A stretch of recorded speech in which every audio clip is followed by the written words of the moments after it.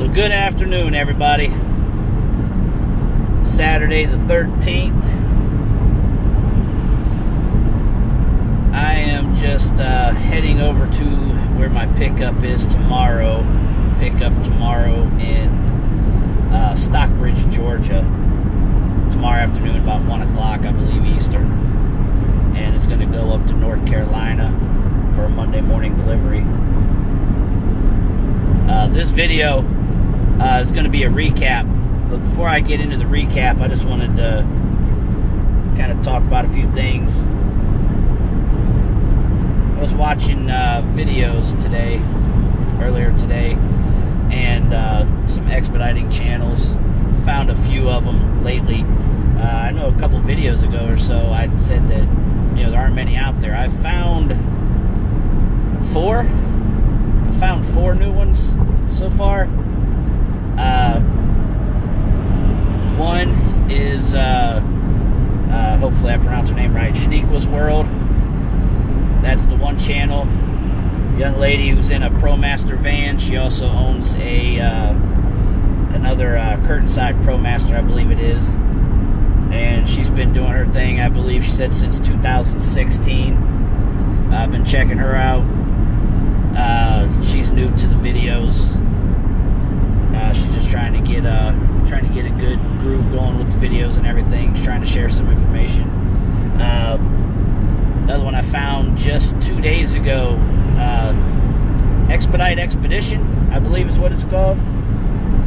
He is driving for a fleet owner. I haven't watched enough of his videos yet to, I don't know who he's driving for as far as what carrier. Can't recall. I don't think I've seen it so far. So there's another one called Simple Express. He, I believe, is located in Colorado. He drives a Chevy Express or a GMC Savannah, something to that effect. I believe he just mentioned how he just recently got his operating authority. But I've been checking him out. And there's another one. I was looking for it on my channels list, but it's like Eagle something. Alright, so the fourth one is Eagle Express. Spelled with X, no E at the beginning, Express, Eagle Express. He is based out of like Washington State or Oregon, somewhere up in that area. Thing about checking out the Eagle Express and Simple Express, it's just kind of the locations they are at and how different what they do is compared to those of us on the East Coast, Midwest, South, those areas. The guy with Simple Express, I don't know his name, but I know I've heard him talk about getting loads out of Colorado, but then he has a problem staying moving once he's gone. And it's kind of odd how,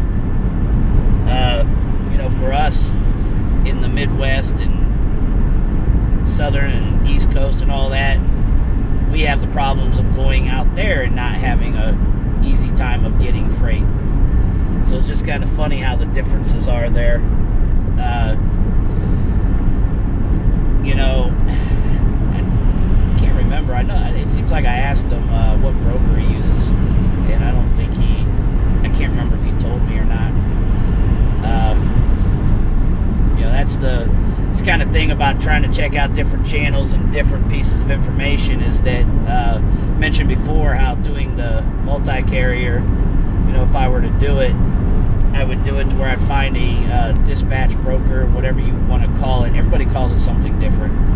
I always call it a carrier. Some are calling it broker, some calling it dispatch service, whatever. But trying to find one in each area where they're strong. And like how that guy does out of Colorado, that's kind of what, to my point a bit, because he gets out of Colorado but can't get nowhere else. So sometimes, when we who are on these other carriers based on East Coast and everything, we go to Colorado, we have a tough time getting out of Colorado sometimes, or out in that area. Whereas if you did multi-carrier, that would be one of the carriers you'd want. dead spots, and they obviously seem to not have no problem, whoever they are. But yeah, just also in watching all those videos, I ask questions to all of them. I always ask a bunch of questions to them. Sometimes I feel like when I find a channel and I ask somebody certain questions, I feel like they get a little defensive. It could just be taking it out of context because the way things are being said are being lost in translation of texting. Because that's all you're doing is reading the text. And I say that because always asking questions. I'm asking about rates. I'm asking about carrier, broker, mileage, how many miles they're getting. How are their vehicles holding up, things like that. And out of watching the ones I've watched recently, a couple of them, they've been doing this a while, and I don't know if it's by choice that they don't have a lot of amenities in their vehicles. If it is, then so be it. But at the same time, I ask questions about those things or mention certain types of amenities in these vans because maybe they didn't know. I know there's a lot of drivers out there that just have no idea. I've watched a video, I think it was about a year ago. Some of you guys that watch his channel have probably heard of his channel, Zimoletta. It's like Zimoletta Unboxing or something. He used to do Expediting, and he did it for I think he said 12 years. And after 10, 11 years of doing this, he come across a guy with a diesel heater and just thought that was one of the most amazing things he's ever seen. And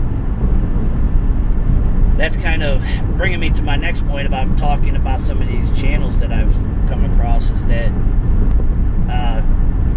some people are just unwilling to take in any kind of information, even when you try to offer. I'm not saying any of these people that I'm mentioning today, that's the case. I'm just saying in general, I have had that happen. Zimoletta is a perfect example. I remember about a year or so ago, when he was still expediting, right towards the end before he was getting out of it, I watched his channel and I listened to his information, and this is a thought process that I go through a lot of times when I meet new drivers or I see new videos with somebody expediting. He had been doing this so long, and he's working for a broker carrier that is only paying him 80 cents. Now, mind you, the market value now, 80 cents is pretty solid.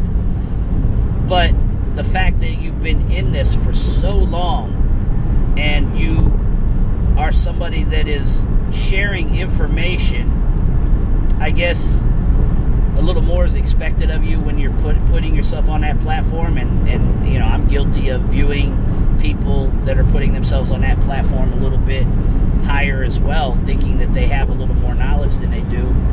And if they don't, whether they do or not, I don't care.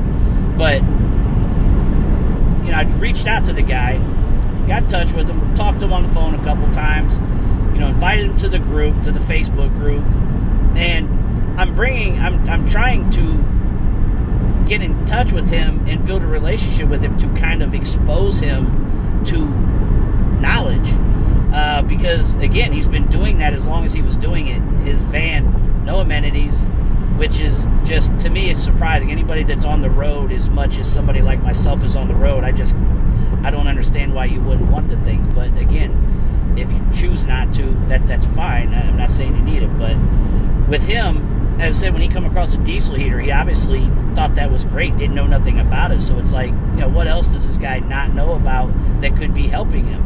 Because I felt like the fact that this guy is dedicated to the road at that point, let's try and help his situation out. Let's try to help him live a little more comfortably on the road. Let's try to get him exposed to other carriers and possibly get him into a situation where he can be making more per mile, since he's got the experience and the van for it. And it's funny because I think he looked at me as though I was like a fan, like a groupie almost, so to speak, because the things I'm trying to expose them to, like bringing them to the group to see the photo albums of all the van builds, of all the options, to interact with all the brokers and carriers and drivers and whatnot that's a part of our group. And the first thing he does, he creates an album. He creates a photo album in our group. The Simuletta unboxing, whatever. Like he's trying to be self-promoting, and that's... When you do that, when your first step is to self-promote yourself, obviously you're not about trying to soak in information or whatnot. You're basically only concerned about what you see and what you're doing. And I guess the point in bringing all that up is just, that's a recipe for failure, in my opinion. And you come across as disingenuous at that point, and people aren't going to really, truly be about what you're trying to sell them. After that, just fizzled out. Dude just kind of ended up getting out of Expediting, and just went to shit. I'd seen him even put a video out about Expediting a few months back, like he's still in Expediting. I mean, and again, I usually don't try to talk bad about channels or anything. I really don't, because I'm all for everybody trying to share information, because, as I said, if you're putting information out there, whether good or bad, hopefully the people watching and looking into that information are able to continue to do enough research to understand which information is good, which is bad, so I don't really try to badmouth people, but his channel was just kind of, as I said, it just kind of fell flat with me, because he's been doing it as long as he has, which he's been doing it longer than what I have, and his information, some of his information was very poor and outdated. So I don't know, I'm kind of rambling at the moment, but yeah, the thing to take from all of it, as I said, is just be willing to take information, not just give it, because some of these channels, they create their channel and give you content under the guise that they are, and it doesn't have to be just Expediting. It could be big trucks, hot shot, straight trucks. I don't care. It can even not even be in this industry, but they want to create a channel and create a platform for themselves to be seen and heard under the guise of, well, I'm trying to share helpful information. I'm trying to share knowledge. I'm a how-to channel. But all they're really doing is giving you opinions that are not supported by facts. And that's the things you guys need to be leery of. I mean, with myself, yes, a lot of what I say is opinion-based, obviously, because it's via my experiences. But I do my best, I do my level best to share as much information that's going to support what I'm saying. As far as my rate, my expenses, what I go through as far as repairs and maintenance and drivers and carriers and so on and so forth. So when you're out there watching these channels, you guys are looking for information, man, make sure these people are giving you some facts and real tangible information to support their opinion. Because if not, then they're nothing but just blowing hot air, to be honest, because they're really not helping you if they're just basing opinions and not giving you anything to support their opinion. Because if you do listen to their opinion and you go out there blind, it can end up costing you quite a bit, especially in this industry.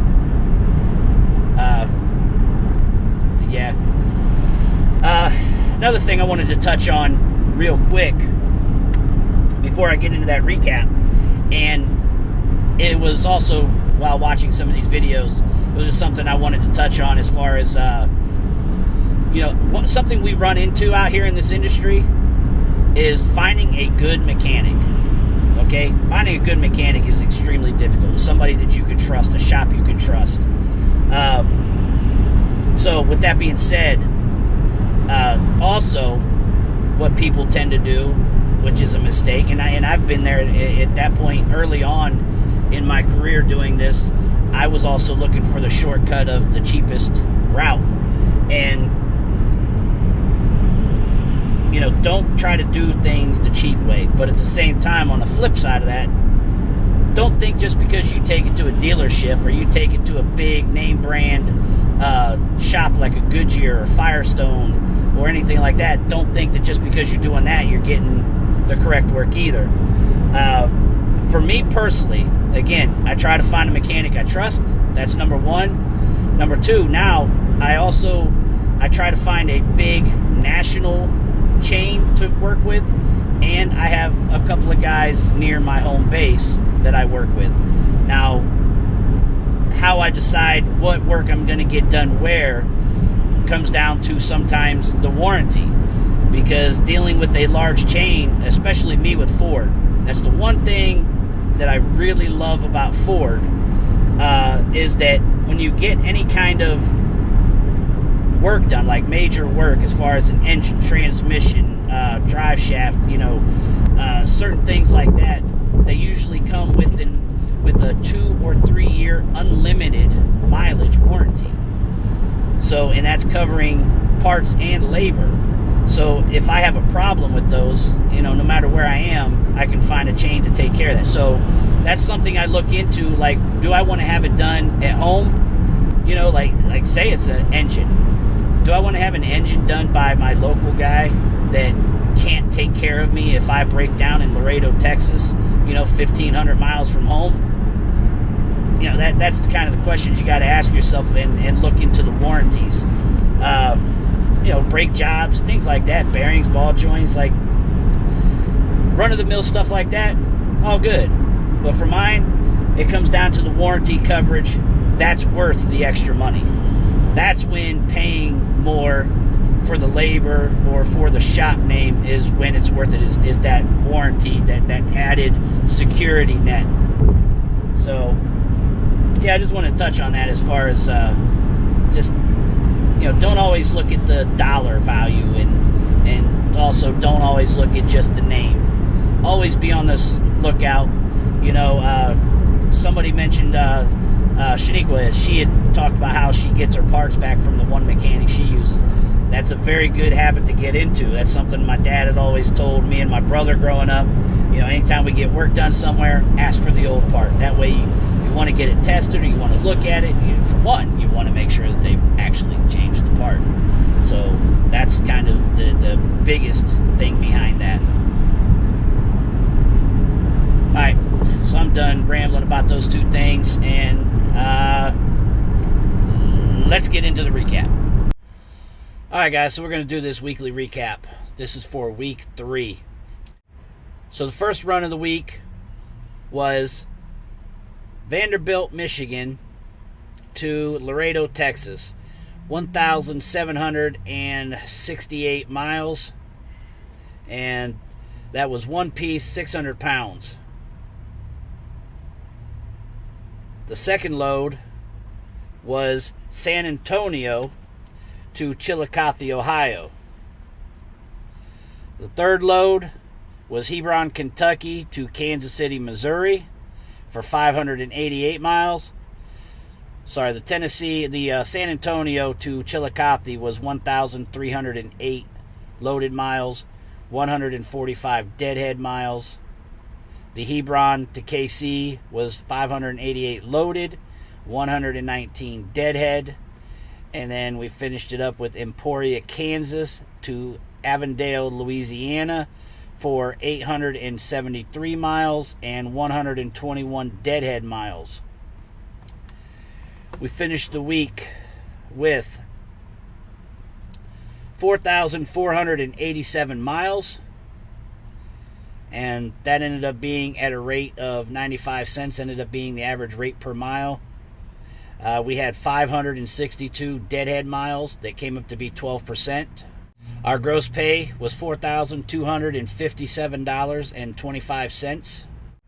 Our expenses, which consisted of $566.75 for gas, $139.12 for insurance per week. A van payment average weekly is $158. So that brought our net pay for the week to $3,393.28.